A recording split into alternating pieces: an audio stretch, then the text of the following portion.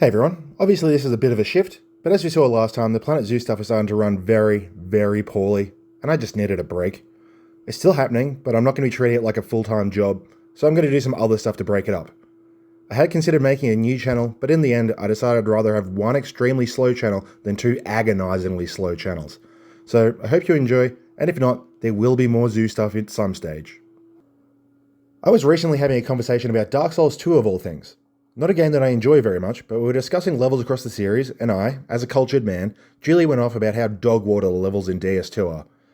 Now, I may change my mind in future when I get up to it in a few videos' time, but that's not the crux of the issue here.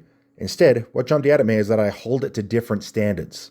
Sure, the Gulch, the rat levels, the prowling magus, huntsman's copse, and that forest with the nutsack golems are all indeed horrible things, but I do hold every single one of those low points against the game. Which, fair enough, the low points are there, why not judge them? The issue is, I don't do the same thing with games I enjoy. When I say that Dark Souls 3 has the best boss roster in the series, I'm not really considering the deacons in that, am I? When I say that Bloodborne is the best level design I've ever seen, I'm not really counting Bergenworth in that when I say it. Like, I'll still acknowledge that all their low points are there if it comes up in the conversation, but in my heart of hearts, when I'm talking about vibes-based judgments and when I'm factoring into my final feelings, it's not consistent. Now, I'm not saying that's wrong. No one judges a movie based off every single scene or an album off every single riff, but they take the grand impact of the high or low points and then the second-to-second fluctuations just to kind of tag along with that mood. If the rest of the game was brilliant, I wouldn't have really noticed the asinine layout of Hyde's Tower of Flame and just called it an acceptably pretty area that was only meant to provide boss fights. So I was thinking, what if I applied full judgment to everything consistently? No, this isn't going to change my overall feelings. Again, overall vibes is how overall judgments are meant to work, but I thought it'd be interesting to see how the games stack up if I remove my vibe weighting. I expect Bloodborne will still be my favourite game of all time after all this, but really, there's not that much to that game, and in hindsight I do ignore a few areas in that strong emotional response, so I think it'll be fun to stack them up, Chalice dungeons and all. But that's one for a while from now. We've got to start way back at the beginning with Demon Souls. I'm doing the remaster for the easier recording functionality. There are some differences visually, and one big gameplay one right at the end, so I imagine there'll be some difference between what I'd score each version, but I think they're close enough that I don't need to do both of them. What we're going to be doing is going through the whole game, every single area, every single boss, and rating them through a set of consistent metrics to give us comparative totals when everything is considered. Obviously, this is still not an objective thing. These are still my opinions, and boy, do I have opinions. The point is that they're being consistently applied. Similarly, this is not a proper review methodology since I'm not comparing actual mechanics or anything like that. So I'm not going to factor in world tendency or the upgrade economy, just none of that, it's just those things. Next I'm going to go over the scoring system and how I'm doing it. If you want to skip ahead to see the actual ratings because you can probably figure it out pretty easily, you can just go to this timestamp. Areas and bosses will be scored from 5 categories each. For areas we have aesthetics and vibes, a pretty basic judgment of whether we get anything out of looking at it, or if the lore behind it gives some extra weight or whatever. It's whether or not I appreciate existing at a place at all, basically. This is scored on a scale of -5 to 5. Since bad parts of games don't simply fail to add to the experience, they detract from it. This should prevent some hypothetical game shoring up a win by spamming, say, 70 micro-dungeons haphazardly around a map and win through a mountain of lazy 1 out of 5s. Second is layout. This is going to cover the mechanical layout of the area itself, including the enemy types held within it and how they impact the experience. Is it interesting to get around? Does it have useful shortcuts? Does it have a fun area gimmick? Is it an empty swamp? It all goes into it, and again, it's -5 to 5. As to what counts as an area, it will be a little vibes-based. I wasn't going to say anything that has a name that pops up on screen, but there's quite a few things that are just a specific building within an area, and those shouldn't really count as an area. So I'll make those decisions as they happen. Next, I was going to have an annoyance to excitement scale, but these things aren't mutually exclusive. Old Yarnum is annoying, and it's exciting. So instead, the next 2 items are these split: annoyance and excitement. Unlike the other metrics, these are not full scales. Annoyance is only a penalty, while excitement is only a positive. It should be noted that these names aren't literal. They're more like easier to read headers for the experience itself. Something boring may not be truly annoying. Likewise, something emotionally moving may not be fun or exciting per se. You guys get it. It's good vibes and bad vibes. Finally is tilt, a collection of miscellaneous bonus points or penalties for stuff which exists beyond these criteria. Is there a crazy cool item here? A crazy lore reveal? An option to run it early for great loot? A great mini-boss? insane world layout links, technical glitches which can ruin your game. You know, X Factor moments that stick in the mind. These are uncapped in either direction and are cumulative, 1 point per thing. For bosses, the criteria are largely the same. Aesthetics and vibes is simple. Does it look cool or mean something? Second is mechanics. Is the moveset interestingly robust, readable? Does it have broken hitboxes? Is there a functional or interesting gimmick to it? The annoyance versus excitement split remains the same, but the main thing to be noted is that the runback quality is included in the level, not the boss. And finally is again tilt. Again, it's looking at abstracted things which can elevate a battle. Is there a tail cut? Is there a fun cheese or hidden mechanic to exploit? Is there an NPC that can solo it, which is funny? Are there rewards for doing it out of order? That type of thing. So with the rules in place, let's get to it with our first zone, the tutorial area, the outpost passage. There is a second name that pops up, but it's obviously just one zone. This place has pretty strong aesthetics. It has this overgrown castle thing going for it, and the mix of dilapidation and the quite pretty courtyards gives it a 3 for the looks. Layout-wise, it's a tutorial, and it's a basic one at that. Largely a straight path with a couple of very, very short offshoots for some basic loot. There's 3 kinds of enemies, which is an acceptable amount. 1. There's really nothing here to cause stress or confusion, so I'll give it a 0 for annoyance. On the flip side, there's not that much excitement since there's no exploration, and the Blue Eye Knights are kinda threatening, I guess, so I'll go a 1. As for tilt, it's getting 1 point for being a fairly okay tutorial for actual gameplay. It tells you what all the buttons do, and places enemies where they're relevant. After this is our first boss, the Vanguard Demon. In the remaster at least, he looks pretty cool. Sure, he's just an asylum demon, but he's the grossest one I've ever seen, and I like the butt jiggle physics. I'll go a 2. Moveset wise, he only has 2 swings and a butt stomp, with his massive damage being the only real threat. I'm not gonna lie, on this playthrough, I got one shot the second I walked up to him. That's why I have footages of the one at the Shrine of Storms. But obviously I fought like 18 of this guy across the series, so I know what he's bringing. That damage is nuts, but he is meant to kill you while remaining beatable, and it does that, so I don't think it's annoying at all. Excitement-wise, he is a dull fight mechanically. You just sit on his butt for 90 seconds, but that one try only energy is exciting to go through, so I'm going to give it a 2. I'm going to give him a tilt point for that one try factor, which offers a nice little loot package along with a cool Dragon God scene. After dying there, we're off to the Nexus, the best worst hub ever made. Aesthetically, it's perfect. 5 out of 5, no question. It's gorgeous and haunting with the mirror floors, giant statue, and peak mood lighting, particularly in the original. It has this otherworldly, vaguely threatening eeriness to counteract the peacefulness. I absolutely love the vibes of this place. But then there's the layout, which is just awful to be honest. It's sprawling with lots of spaced out wings and identical looking narrow staircases with pretty much nothing up them. There's a lot of useless space in general. There's only a few treasures and half of them are from annoying drop sequences. It's just a pain to find your way around for anything that isn't right next to where you spawn. Hell, I've played this before and it still took me over 5 minutes to find the damn monumental. The tutorial note dump is just stupid. There's also a bit of admittedly kinda useless treasure locked behind the pay Sony $110 paywall, which will of course be inaccessible when the servers go down in a few years, just like with what happened with the original. I don't like it. This layout is not merely average, this is our first negative points, with -3 going in as my score here. Unsurprisingly, this means we're also getting our first annoyance points. You don't spend that much time here and everything useful is at least close, so I'm not going to cop the full layout score against it, but it is actively unpleasant anytime I need to find anything, so it's getting a -1. On the flip side, while the vibes are immaculate, there's not really any fun to be had exploring here. I guess there's NPCs to chill with, but really there's only one here who counts, so I'm going a flat 0 for excitement. It does, however, lock in an overall positive score with 1 tilt point. There's one for the Maiden in Black, who is the best level up girl and I will not hear any arguments on the contrary. She's perfection, and merely calling her the best one is an insult to her superiority. It then gets a second point for its suicide drop, which allows us to manipulate the awful world tendency system in our favour. But then it loses one for having the only NPC quest here be to murder everyone, which is just lame. After a brief stop there, we're off to our first real level, Boletaria 1, and what a level it is. This place is basically perfect. For looks, it's exquisite, with one of the series' best castle designs, with the overgrown walls and ramshackle battlements and stairwells bolted onto the sides.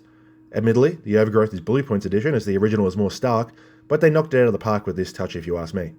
On top of the general great looks, there's also the Courtyard Village, Dragon Hill, and Fire Bridge to give it some variety. It's glorious. 5 out of 5. And even with it being one of the best levels ever made visually, the layout is better. On both a macro and micro scale, it has almost everything I'd ask for in a Souls level. The boss door is 10 seconds from the bonfire, but there's a trip up and down a tower to open up a shortcut on one side, and then a crossover a courtyard and a dragon bridge to make a trip around to another tower to open another shortcut and the boss door. And within those areas, there's lots of loops and alternate routes through each of those zones. There's some intricate stair layering in the initial wall climb. The courtyard has at least 3 different ways of getting through it, along with an NPC quest and a hidden merchant. And then the enemy placements back it up with testing you on a bunch of different things. There's gank mobs, there's powerful single unit combat, there's the gauntlet through the bridge, there's parts where you got to deal with immediate enemies while distant ones peg you with arrows or firebombs, there's some traps that can be used to your advantage, there's even some critical loot like the cling ring to make looting very satisfying. There's so much going on. It's fantastic and it gets 5 points obviously. With that said, I do have to give it a -1 for annoyance. You can't level up yet, and it's a big level to do without leveling. I've beaten it before, and it still took me to the better part of 40 minutes. Hell, I can imagine people not knowing they can go back to the Nexus to repair their weapons and getting horribly stuck if they die half a dozen times. Also, the potential to get clogged up in a hallway after the Dragon Bridge sprint 10 seconds away from the final shortcut is a pain. For excitement though, we're going 5 again. There's all that stuff about the layout area which makes it so exciting to see where you are and what the game is going to throw at you next. Other than not being able to level up, it's an absolute joy. It's going to get a tilt point also for the optional mini-boss section. I like a big recall moment which takes you back to the start of the game from the end with some neat bonuses, and this does that well. You can even get into it very early for an insanely powerful starter weapon if you feel like randomly murdering friendly NPCs, which is always a welcome touch. The area boss is one where this consistent point application is actually going to come into it quite a bit. Without my criteria, I really quite like the phalanx, but this blob and his friends actually pulls a lower total than Vanguard when I apply my metrics consistently. Aesthetically and vibe-wise, I think he's great. I love that reveal video of the spear flying out of the gate to build tension. I love that reveal of seeing this giant mass of armor and sludge as you enter the room. It's just such a novel concept for a baddie and I'm giving it a 4. But then you've got the mechanics, which are, well, they're bad. The big blob boy just kind of hangs out, which is fine, but the shield slimes are such a lame enemy to fight. You firebomb them en masse, or you run around in circles until a few get lost, and stab it in the back until there's enough room to kill the big fellow. No one likes shield bonking, and that's all this is. Honestly, their drop rate for materials is so high that at this stage you're kind of incentivized to kill them all instead of just breaking through a window. It's tedious. As such, the annoyance is again getting a -1. There's absolutely no chance you haven't got enough healing through the levels to brute force this, and there's no way they can output enough damage to actually rush you down, so it really is just like 4 minutes of trash cleanup. It's a bore overall. With that said, the first minute is pretty exciting. It does feel neat hitting a good firebomb and having like 9 guys go up in flames. Not to mention coming back in New Game Plus and dropping a firestorm on them is hilarious. There's a satisfaction to bullying the defenseless boss once the armor is gone, and it does feel more threatening than it really is since you haven't been able to level up yet, so I'm giving it a 2 for excitement. Finally, I've given it 1 tilt point, pretty much entirely because it's a good early material dump, which is a clever thing to provide before the difficulty bump waiting for the rest of the game. Continuing along, we arrive at Boletaria 2, a huge step down from the original. Looks-wise, we've gone from an overgrown castle to a bridge. It's a bridge. The level is like 6 minutes long and it feels repetitive and drab. The skybox is serviceable. 1. The layout is fine. It's a bridge, there's nothing else in the stage, so the critical path is a straight line. It does as much as it can by having the inside and top of the bridge be fully traversable, allowing you to choose to fight a bunch of dudes in the dark, or do a couple of Dragonfire runs that are easier than the one in 1-1. It needed a main central guard tower or something. I'll give it a 3 for doing the whole 2 full route thing. Annoyance-wise, I'm giving a 0. The dragon runs are extremely generous, so it's not a very imposing gimmick. But sadly, the absence of hatred does not mean joy, so I'm also giving a lowly 1 for enjoyment. I'm giving a negative tilt point for the dragon as a mini-boss. It's optional, but it lets you into the pure white tendency area early, which offers the armor that I use for the entire damn game, so there is some value to the murder. But there's no way to actually fight it.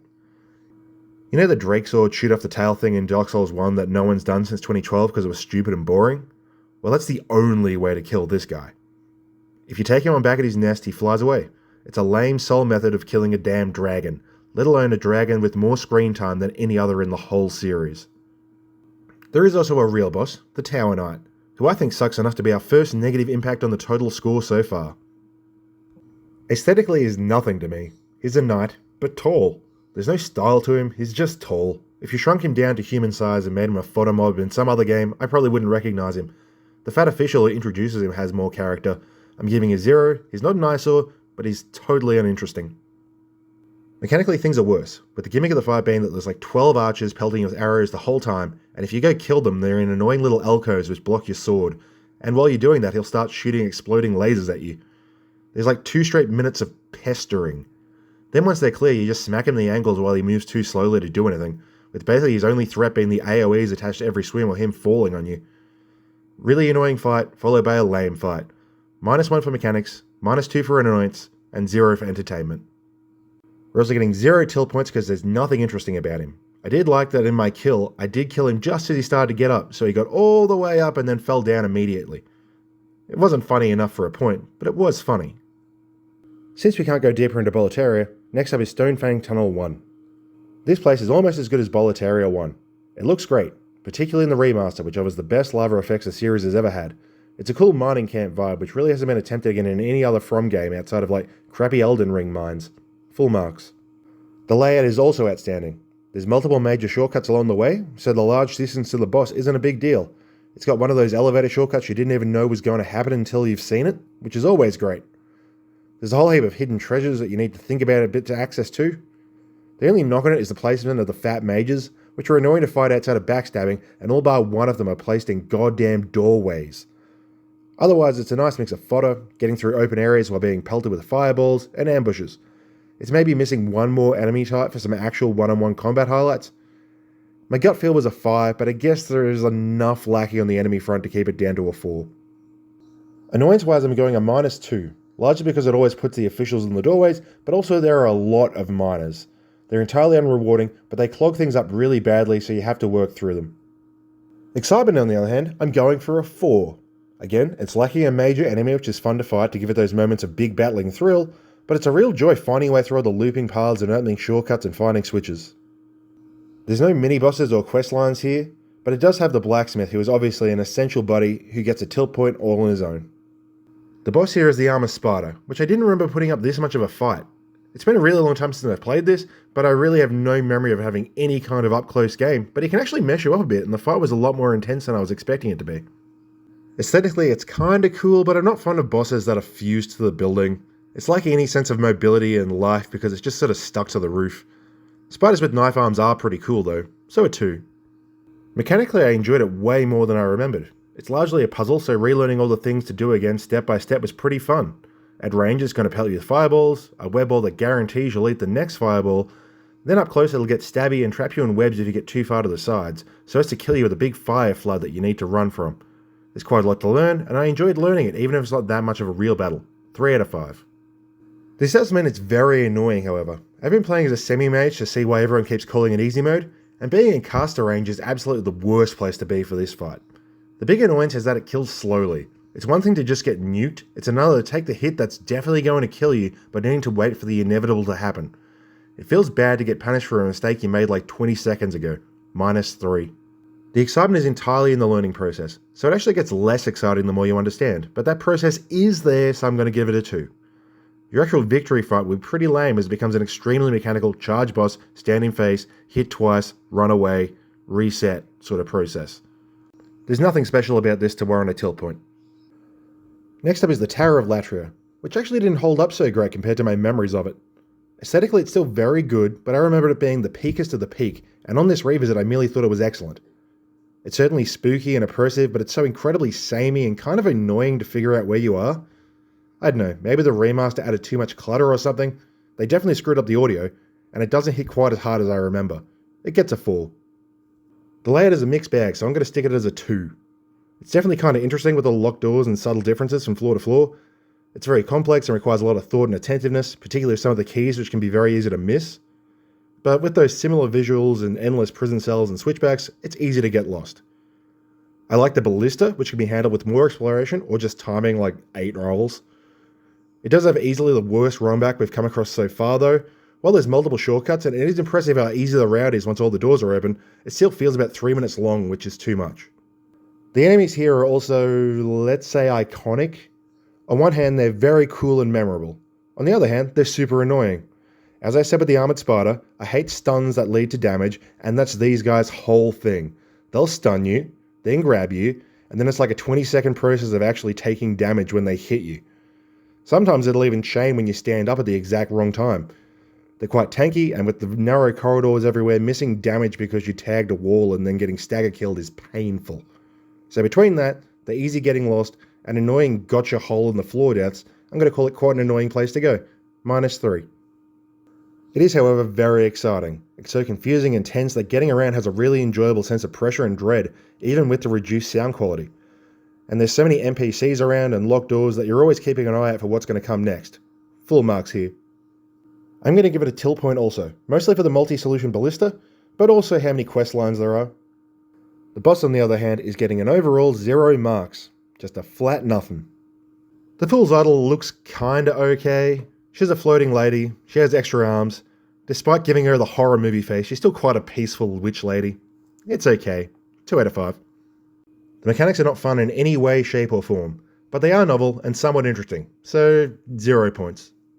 She shoots soul arrows which are easily dodged, sets traps on the ground which make you a sitting duck, and then teleports after 3 to 5 hits, sporting more clones every time.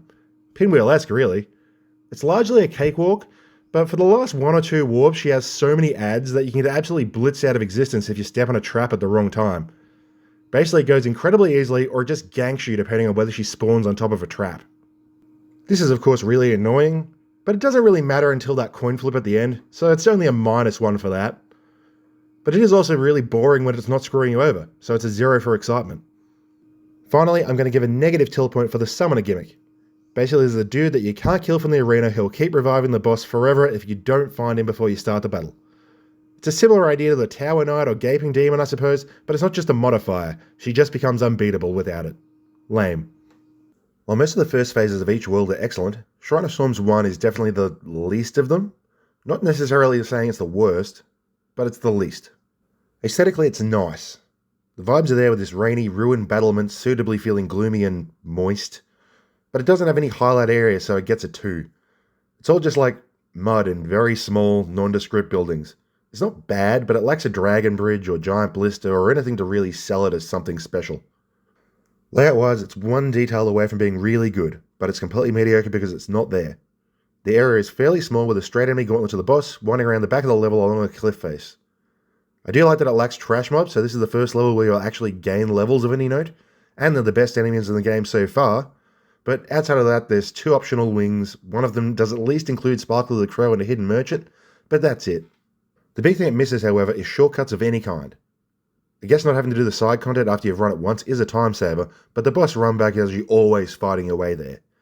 Since the guys are faster than you can't run past them, you just have to fight everything, and it's possibly even longer than the Latria one, except without running. The big issue is that there's a spot right near the end where it directly butts up a place right next to the start. All it needed was a little shortcut to open here and it'd bring the whole level together. There's a skip you can do, but I don't think that should count. 0 for layout, -1 for annoyance. With that said, this is definitely the most fun you'll have fighting enemies all game with their aggression and silly roly-poly rampaging. There's even a return of the Vanguard demon for some cathartic revenge. Full marks for excitement. That Vanguard refight and Sparkly are also worth till points if you ask me. As I said, it's not a bad level, it's merely the least. The boss might be our best yet. Admittedly that's a low bar, but still. I think he looks stupid. He's a fat slob bird Kate Sith with licky tongue powers, but he's something approaching a fight and I like that, even if he's laughably easy. He moves around, he tries to hit you, and you need to deal with that by walking slightly to the right. There's a gimmick in that the damage itself is only to the head, but functionally it's still just fighting, and we've been due for some of that, so I'll give it a 3.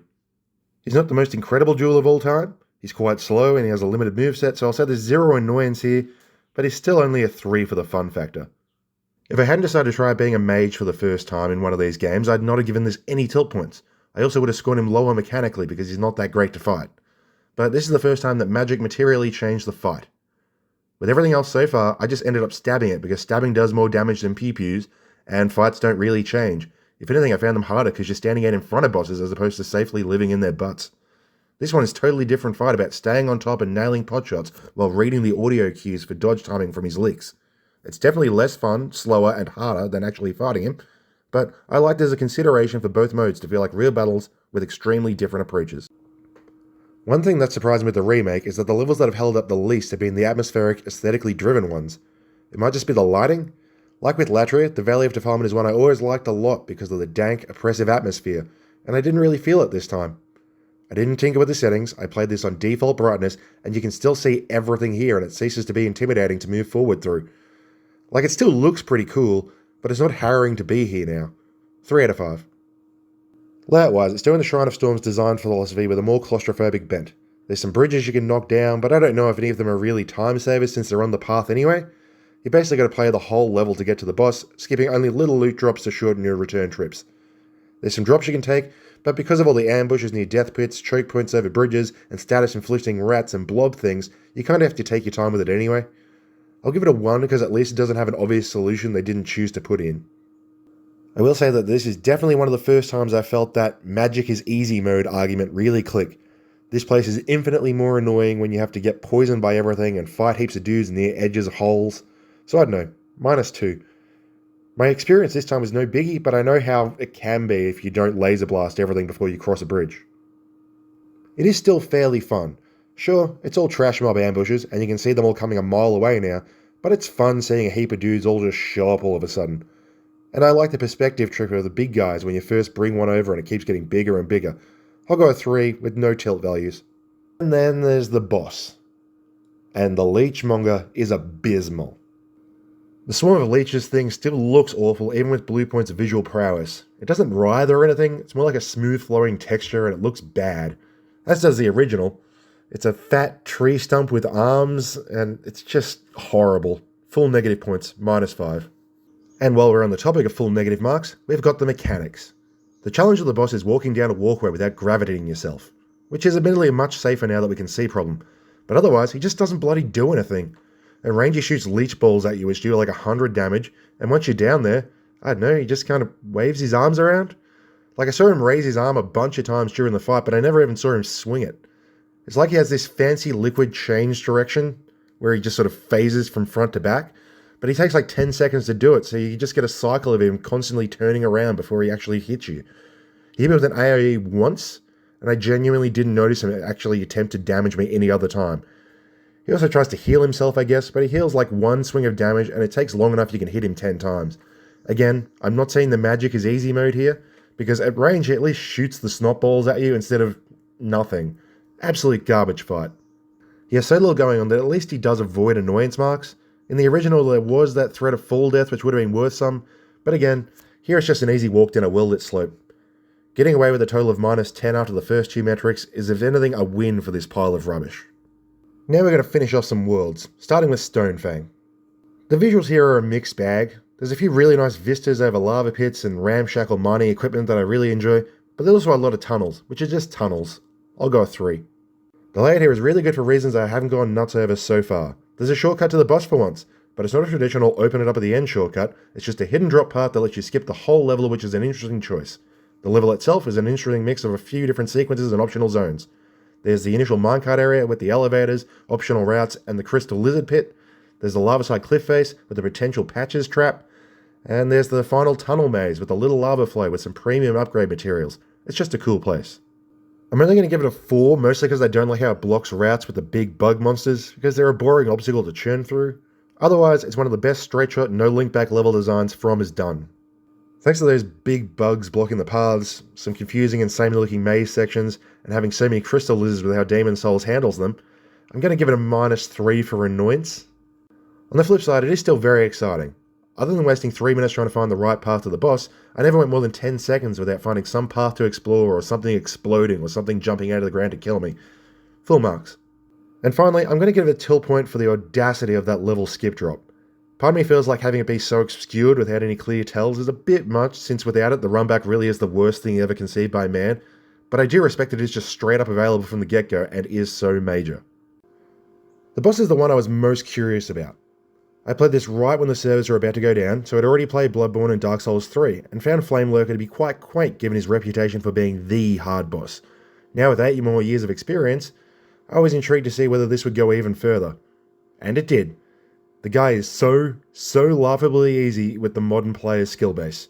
Despite that, here's a good time, so let's get scoring before I run out of footage. Aesthetically, it's pretty okay. The proportions are quite apish, which feels a little bit cartoony or something to me. But still, he's on fire. That's cool. 3. He's one of the few completely gimmick-free brawls and comes at you with something approaching aggression. He runs fast, but his swings have massive winds up so he won't really pressure you that badly. And while he has a few AoEs, they're all in front of him, so the usual routine of sticking to his butt works just fine. Yet again, I'm not saying our mage play is easier when all the danger is in front of bosses, and in melee, you spend infinitely less time there, and you output 5 times the damage. As he's such a simple to-the-point fight and is completely fair and readable, there's no annoyance to be found. And despite the easiness keeping it from being too intense, it is fun to fight Souls bosses in Souls formats, so I'll give it a 3 with no tilts. 2-3 obviously isn't a level, so we're going to go straight to the end boss. And it's interesting to see if one boss can be bad enough to undo all the good from one of the best worlds in the entire game. Dragon God is sure going to try. Aesthetically, I guess that is passable. I like how many eyes he has, and it is a big-ass dragon. On the other hand, I don't like that he has human fists or he stands up like a people. There's also a total lack of movement since he's just a face on a cliff. It is a good dragon face, but I'm only going to give it a 1 because really that face is all he has. After that slight peak, everything goes straight to hell. Mechanically, this is the easiest -5 you could ever imagine. It's a stealth gimmick encounter where you need to run from pillar to pillar, smashing stuff, and learning through trial and error when to take it slow and when to just charge lest you get one shot. I genuinely think it's worse than the Bed of Chaos, because at least you can cheese that. I've done this before and it still took me like 6 tries and I hated every single one. -5 annoyance points. There's obviously nothing enjoyable about making this epic monster fight take place through cutscenes and no actual fighting. Hell, I'm going to give it a negative tilt point because of, it's just out of spite. I hate this piece of crap so much. I wish I could justify giving it more. It's one of my least favourite bosses in any game ever. After that lowlight, things improve again with the freshly unlocked Boletaria 3. Much like the first area, I like the aesthetics here. I don't care that it makes no sense for it to be overgrown lore-wise, I just think it looks great. I am only going to give it a 4 though, simply because we've already seen this in 2 levels and it really hasn't developed into anything new. Layout-wise, it's another new approach, and not a bad one, but the enemy spam is a bit much. On paper it looks like a similar approach to 1-1, with a big gate that you need to loop around the level to open up, but there aren't any midpoint shortcuts and the level doesn't end once you open it. This would make for a more attrition-based level, but the enemies drop endless healing items, so it's more just that there's really painful runbacks if you die.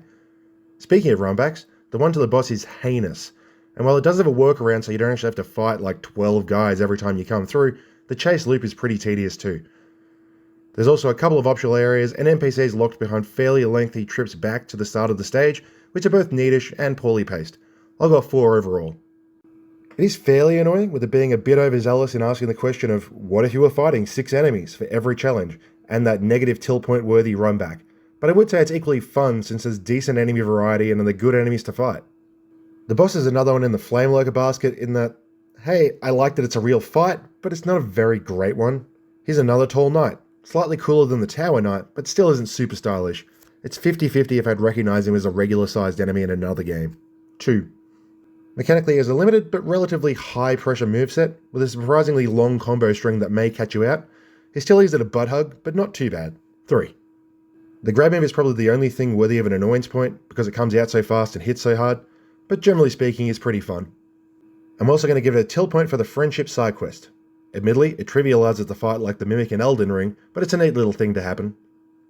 I was planning on changing the order and heading to 5-2 for the Moonlight Greatsword, but then I found out that the remake added an anti-swamp ring that I desperately want for that, so we're off to Latria 2. Upper Latria is definitely the biggest glow up in the remake visually. I think this is the best looking area in the whole game now. The eerie pillars in the sky with the giant heart in the middle always look good, but now the swamp portion looks incredible too and gives dynamics. The subtle heartbeat rumble in the controller is also fantastic. Full marks. Layout-wise, it's largely a winner, but there's one point where it feels like they missed a step and it distracts me. It's a big loop going up and down and then up again to unlock the boss, which is a nice and efficient one-way loop back to the start of the level. Just lovely. Add in some optional areas to go looting and it's a total winner. My one issue is that there should be a shortcut from the bottom of the swamp to the start of the level too. There's a cage right at this first platform, which looks like it should be a shortcut, and it just never becomes one. It just taunts us. 4. Despite consisting of barrierless bridges and a swamp, this place somehow isn't annoying in the slightest. Gargoyles ambush you on the bridges, but they attack head-on and don't charge so they won't knock you off. None of the bridges themselves are narrow enough that you can't risk sprinting. The swamp doesn't slow you down, and the enemies are cute. It's a breezy good time. In the remake, the presence of the Sodden Ring alone is worth a tilt point, but it loses immediately for Goth Lautrec, however. He's not a quest, he's a mean-spirited, haha now you don't have merchants jerk act. They handled the concept so much better in Dark Souls. The man-eaters make me concerned that my metrics are missing something, but I don't know what. I don't dislike them, but they do extremely badly when I apply these criteria to them. Aesthetically, they're bland, they're gargoyles like we've already seen here 20 times, except now they're slightly apish. Whatever. 1. Mechanically, they fly off, shoot a laser, land, try to smack you once or twice, and then fly off again. It's pretty boring with a lot of downtime.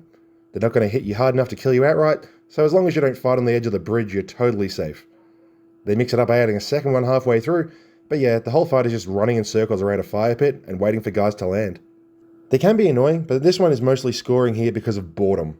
They spend about 70% of their time in the air doing pretty much nothing. Again, if you stupidly fight them on a bridge, they're kind of annoying as you get bumped or rolled into the void, but otherwise, it's an absolute snoozer. -3.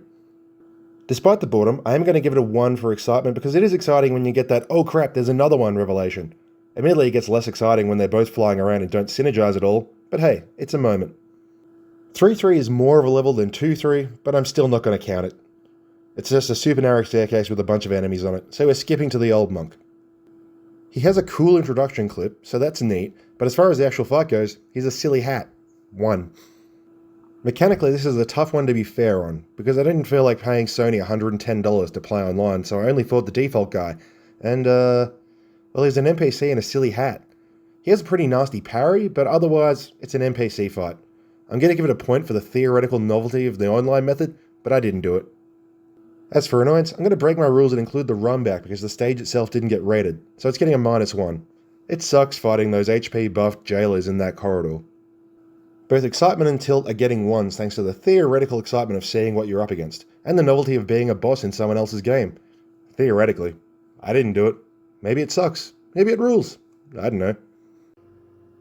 Next up, we're going back to the Shrine of Storms because it turns out the Moonlight Greatsword scales off faith, not magic, so it was a stupid plan anyway. This one at least has like some places to go with the big shrine and the blue pond. They're still not overly interesting to look at, but I guess the glowiness of it can be pleasant. I'm going to keep it at a 2. Much like 4-1, it's a shortcut-free straight shot to the end, but now there really isn't much in the way of side loops for loot, so it really is just a straight trek to the finish. This time, instead of a dozen fights against the most fun enemy in the games, you get 3 cycles of Reaper summoned slow-motion laser cannons, and it's pretty poor. -2. The difficulty is fairly low, but everything in here is annoying and slow to deal with, so it's copying a -2 for annoyance again. Slowly sniping out Reapers is dull, while charging them down head-on is an annoying mess of death lasers. Then at the end, there's no threats beyond getting surprise exploded by lame proximity mines. None of it is really hard enough to cause major annoyance, but it's still fairly unpleasant. Finally, the level gains a tiny respite with a bonus tilt point for how good the soul farm is for early game. Demon Souls is a bit of a diva when it comes to upgrading and stat breaks, so having an easy way to top off any stats so you can actually use the things you want is very helpful. The boss of the area is very variable if you don't know about the gimmick, but sadly I do, and it's one of those gimmicks that just deletes the fight from the game. Visually, I don't like the Super Saiyan colour change they did here. I much preferred the ghostly paleness of the original. With that said, for a big guy with a sword, this is the first one to have some real character, and I could definitely recognise him if I saw him placed in a random game at a regular size. He'd probably still be pushing a 4 if I was going for the original, but he's a 2 here. Mechanically, he's really tough to judge because he's actually got some fairly neat fight mechanics if you don't, turn him off. He's a big angry dude and he swings his weapon with such aggression and speed that it can be quite overwhelming and intense. However, if you wear the Thief Ring, like I have for most of the run, he can't find you and he just stands around and waits to die.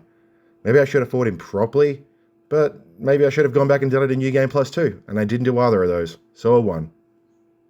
In this mode, he's neither annoying or exciting. He's barely even there. The gimmick is pretty novel though, so I will give it a tilt point. World 4 ends on back-to-back gimmick bosses. This is the original Storm Ruler fight, and it is entirely spectacle. And it must be said, it nails that.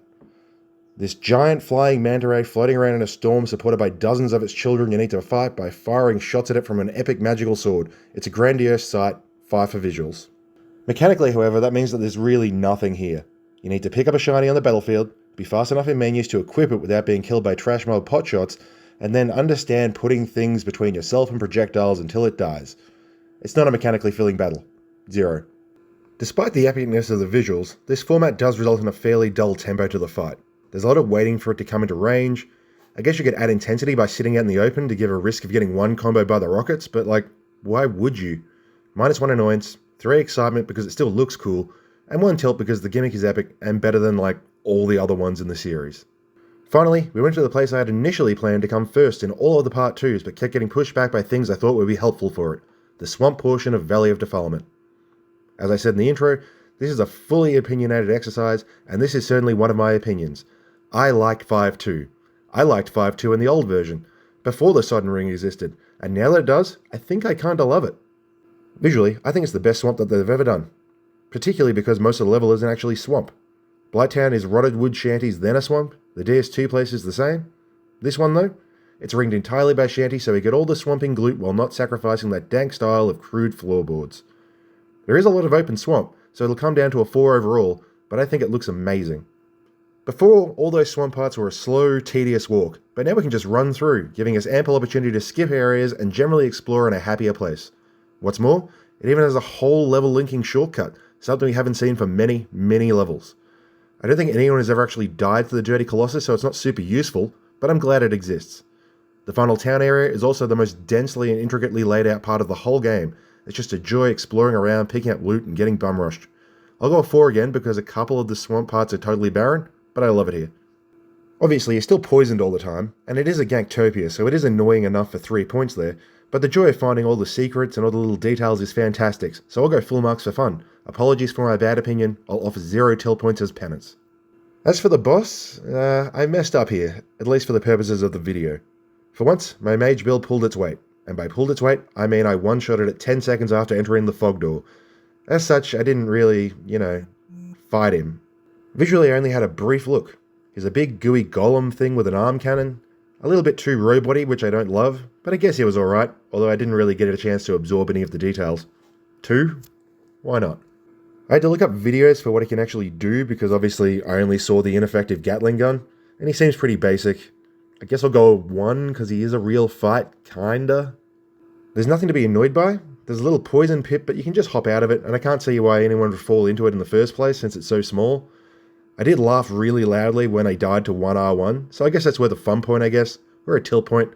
Whichever category deserves the point more. I don't know, man. This one's a mess. Following this joke fight is a pure gimmick fight which does it not for mechanical novelty, but for narrative impact. Myrna Stray is a lady on a holy quest, who at her lowest moment decided, you know what, I'm in it for the plague babies, and just settled in with her new lot in life, which is a story I can really get behind. She can't fight for herself and relies on the protection of her loyal guard. This means the vibes are immaculate, and the area itself is one of the most horrifically gorgeous nightmarescapes you'll find this side of Plague Tale. Perfect 5. This does mean that mechanically it's going to drop the ball, and it definitely does that. I really like that there's 3 ways to approach it. You can ignore Gale and kill the maiden, at which point he'll just shut down despondently in his failure, which is just great. I don't like that there's basically an achievement for cheesing this outcome with a bow from across the level though, since doing it melee without touching him while dealing with the plague and her Wrath of God stuff is a bit of a mess. Alternatively, you can handle Gale and she'll just give up and kill herself out of spite for you, which is also great vibe work, but mechanically NPCs here are not too great. As you can see here, while I avoided going full cheese with the arrow spam, least cheesing is still very effective and still not a very fun way to bring down the big guy. 2 for mechanics, 1 for every other category, for conception rather than execution. With all our archstones completed, we're off to the final level and it's not amazing. This one suffers from the repetition and the small scale of the level. I still like how Boletaria looks, and the vistas off the bridge are outstanding work from Bluepoint, but I mean, this is the 4th level we've had in this damn castle. It's grey, it's a bit overgrown, we've seen it, a lot. 3. It's really just hamstrung by size. What is here is fairly good, but it lacks a couple of extra wings to explore. There's a big entrance with some red phantoms, a single staircase with some knights, yet another dragon bridge, a shortcut lever to skip that bridge, and then a hallway to the boss.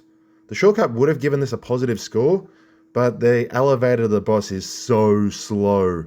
It's like 20 seconds every attempt just sitting in an elevator, and it's infuriating. As for tilt, obviously I'm still hung up on the goddamn elevator for one, but the other is that they did the dragon non-fight thing again, except now it takes like 13 times longer. Why do you keep wasting your rad dragons? Why did you bring an NPC here just to have him stand there and eat fireballs? Stop this! And with that, we're on to the final 2 bosses. 1 proper, 1 story. False King Align is up first, and he's really quite the winner. He's the most representative in the next couple of generations of dude with a sword battles that From would produce, and for good reason. Visually he's just an old dude, so there's no value there, but mechanically he's a proper brawler. His attacks come out very fast, so it takes a little bit to learn how to read all of his moves, and he's got a full arsenal. Big gap closers, range attacks, a giant AoE, a grab that de-levels you, a hang in the air anime stomp, and a nasty combo that's perfect for draining stamina as a setup for the nastiest moves. My weapon here was insanely badly matched for him, so I had to hit him genuinely 56 times. So yeah, I got to learn this fight really well. This is where I like my Souls fights to be. Not too much to learn, all have unique tells, but mistake punishment is severe enough that you've really got to be able to tell each one, and you get a turn to smack back between each volley. It's a doozy, this is all I want from Souls games, 5 out of 5. Annoyance-wise, it's mostly down to the de-leveling grab, which he seems to mostly drop after he's used his big combo to drain your stamina so you can't dodge it. I got de-leveled 4 times fighting him, and it all came out of endurance, which meant that my already bad 120 damage per swing katana got too heavy and I had to beat him with my 97 damage curved sword. If he hit me with that again, I'd have to start stripping off or go farm some Reapers. Not great. His AR also bugs out sometimes and runs the AoE like 3 to 7 times in a row, which is lame as hell. Overall though, he's a lot of fun. If I planned ahead and used literally any of my giant polar stones on a non-magic sword, he would have been a laugh. But like 4 minutes straight with the potential to wipe me if he caught me with a grab was a bit much. I was tempted to do something with the tilt given that you lose the ability to level up after beating him, despite you still being able to warp around and do stuff. But that's not really his fault. You get away with this one, Demon Souls. It doesn't, however, get away with the true final boss, which is a story boss, but it has a bar so our criteria have to apply. He's a gross little slug boy. Letting him live long enough to get recording for this did let me appreciate the silly little sword and his big bug-eye things, so with it being the climax of the story, I'll give it a 1 for aesthetics. Mechanically though, I can't justify any method of saving the sentient turd. I'm not arguing there aren't reasons for it to be like it is, but it is like it is. He flops about and dies. -5. Obviously he's neither annoying or fun, and honestly I can't even give it a tilt point since the big decision and story outcomes are from after he's already dead. And with that, we're done. God, this is meant to be the short one. What a great idea, me. Hey, I'm burned out on this 200-hour big series idea. I know, I'll start up a whole extra 400-hour series idea to break it up. Huge amount of video work aside, I really love coming back through here. It's really hard to come up with much to say about it all until I've had the other ones to compare it to though. For now in isolation, I didn't really appreciate how rock solid the level output was, pulling what feels like a solid average of 7 points per level with only 2 stages failing to break even at all, something I don't see the other titles getting away with. It did surprise me with how short it was though, so maybe the other games will brute force it with scale.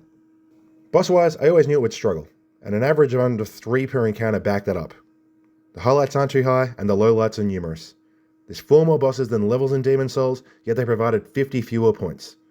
It must be said that Leechmonger and Dragon God did a lot of damage here, with most things at least pulling a neutral score. This does make me worried that it may be a foregone conclusion that Elden Ring may brute force things with its 130 bosses, even if they only average 1 point each. But that's it for me. Again, I haven't abandoned the other thing, but I'm more excited about this, so next will likely be Dark Souls 1. I hope you enjoyed it as much as I enjoyed making it. My sign-off doesn't work here when I'm not using my PC, so